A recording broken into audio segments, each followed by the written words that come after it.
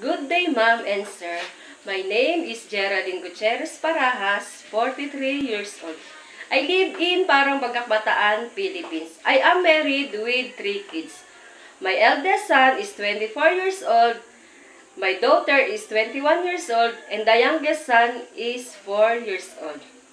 I have 2 brothers and 1 sister. I am eldest to the family. I recently finished my 2 years contract in Qatar as a nanny of 4 members, 1 couple and 1 8 years old kid and 1 6 years old kid. My duties are cleaning the house, to cook, to wash, ironing the clothes, and taking care of kids. Ma'am and sir, I am hardworking person, trustworthy, honest, and responsible.